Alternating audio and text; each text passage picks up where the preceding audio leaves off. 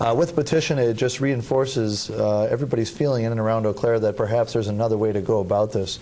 We all agree that there is an issue with the jail, and we know the current situation is not sustainable in the current facilities, but there are more ways to go about this than merely to demolish the neighborhood, to destroy homes and to pave over and, in effect, build a huge structure unlike the County of Eau Claire has ever seen. This would be, if it were to go forward, the most expensive project in Eau Claire County history. So rather than just assuming and taking the most extreme course, we thought, well, perhaps there's some other ways to go about this that make a little bit more sense, and we thought maybe we could take a look at those.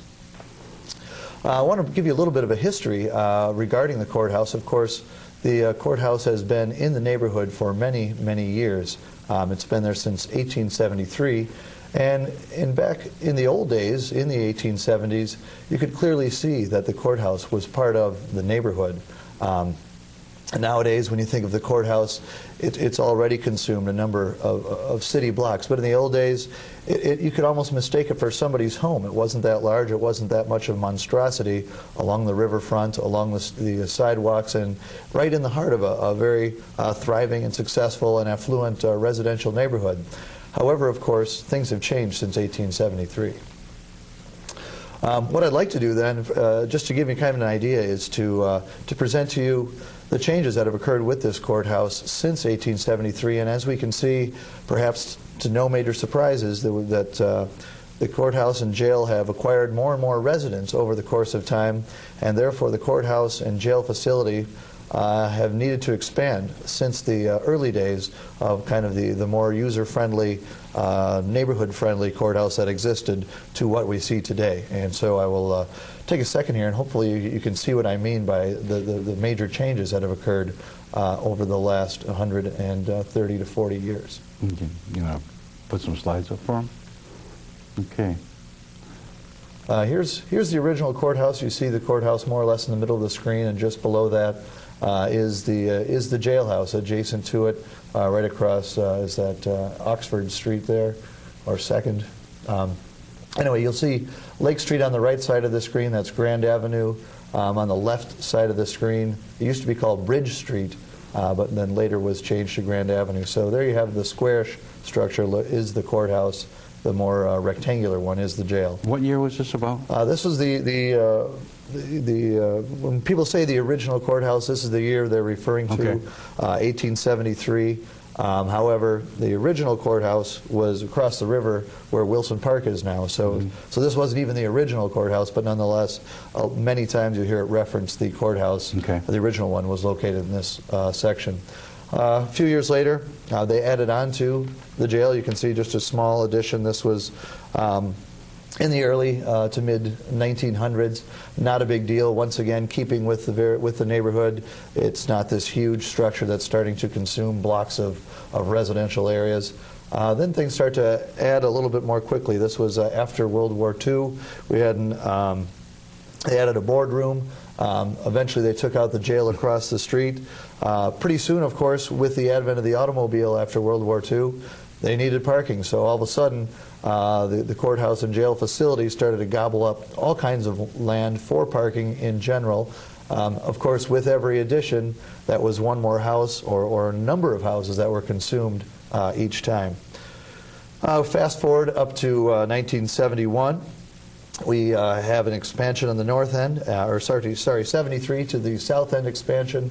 There was an expansion on the north end in 71, but the county had already purchased that property, so it didn't show up right there.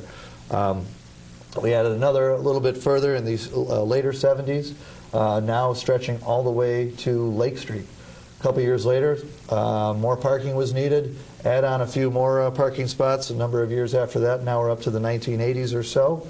Then all of a sudden they realized, well, there's no more room to add parking in our current parking lot, so we're going to have to find another spot elsewhere. And so now we started to almost work our way off the map to purchase parking lots near the river. Recently, the county has purchased more parking, including the spot on the northeast corner of First, where First meets Grand. And then, of course, this is where we sit today, more or less. There are other properties the county's own that I'm not showing, but nonetheless, those are still maintained, at least with a look of a residential home and not of a parking lot or some other structure. Now the county has been looking to purchase additional lands, and if they were to acquire these additional lands, they would then consume this area. As you can see, the only buildings really left are a couple businesses along the south edge of Grand Avenue, and still we have homes along Lake Street. However, the county has been seeking these properties as well to expand into the future. And before too long, it could easily be the case that was once a neighborhood courthouse, only consuming the smaller portion of a city street along a sidewalk, has now taken up 4 or 6, if you want to look at it that way, complete blocks. And in addition, as if this weren't the end of the expansion, the county has also mentioned in the future perhaps acquiring more land. And with jail populations increasing as they are, who's to say that they won't one day consume this entire region, what we think of as the West Grand Avenue neighborhood. So as you can see, the future with the courthouse is very much at stake. Future of the neighborhood is very much at stake. Every year since 1971, on average, sorry, not every year, but on average since 1971, the courthouse and or jail facility has expanded on average every 3.5 years. And if these numbers continue, obviously you can see 10 years down the road, that would imply 3 more expansions. 20 years down the road, 6 to 7 more expansions. What will become of the neighborhood, and where will we go from there? Okay. A couple more slides I'd like to have you take a look at it to try to see, you know, as they add on to these areas very continually, people aren't so shocked by the extreme difference, and sometimes it's very hard to see and understand what a huge impact, a destructive impact, that this courthouse has had in the neighborhood. So, for example, these are the homes currently on Lake Street. Some of those are occupied by students. Some of those are privately owned. Some are rented to other people other than students. And, of course, if you demolish these homes and put in some type of governmental structure, this is a very crude rendition, but perhaps you'll get something that looks like this on the very same street, going from this to this. And obviously, nobody wants that in their neighborhood, particularly not in a downtown area, near parks, near schools, near where children play, near where families live, and obviously there's a huge impact on the neighborhood, as I mentioned. A couple more slides to think that I wanted to show you to keep in mind. Here's a picture from around the late 1940s. You can see the Grand Avenue Bridge on the lower left-hand side of the screen, and you can see cars driving along that bridge.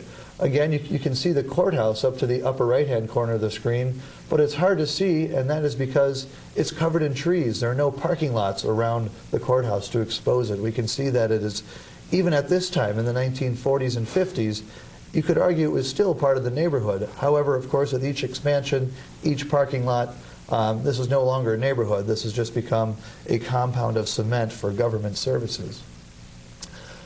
Here's what the Brown County courthouse and jail facility. This may just be the jail. I'm not 100% sure, but jails by their nature, because of increasing regular populations in the United States, as well as even more quickly growing jail populations, require jails expand on a regular basis, as I alluded to. And you can see in this photo, in Brown County, this is a sprawling estate.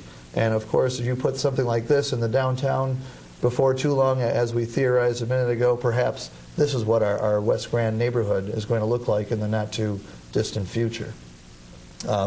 Here's a shot, of course, when I talk about sprawling and cement and so on. This gives you a good idea. We just have this one little patch of trees right near the middle of the screen, and of course the county has aspirations to remove those trees and a couple of historic homes that are in that area for the new jail. So pretty soon there will be nothing on this image other than cement, cars parked there, and of course the rooftops of the current structure, as well as potentially a 5-story jail. So it's things we want to think about when it comes to expansion of a jail. And yeah, maybe we add a piece here and a piece there, but when it's all said and done, we can see that this is very destructive to the neighborhood. It should not be put in downtown areas.